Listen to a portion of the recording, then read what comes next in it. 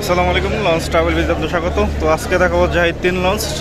এটা অনেকটাই নিচু হয়ে গেছে, যাত্রী চাপ অনেক নাকি। তো ভিতরে গিয়ে দেখি। এখন বাজে হলো 5টা 8 মিনিট।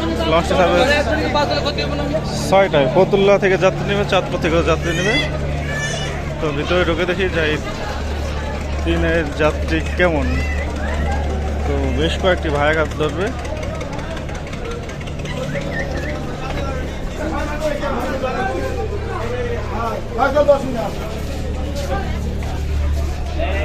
যেমনটা বলছিলাম,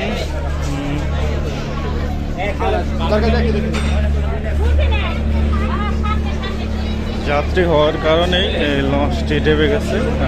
তার পাশাপাশি প্রচুর মাল উঠানো হয়েছে। লঞ্চের তলদেশে কিন্তু অনেক মাল রাখা হয়।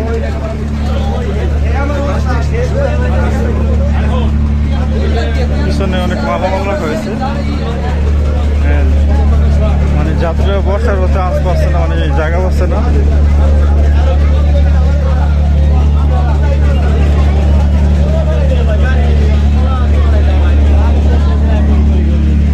অতিরিক্ত মানুষের কারণে হাঁটাও যাচ্ছে না ঠিক মতো।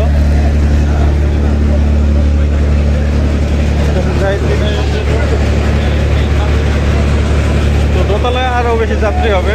দোতলা যাবো এখন।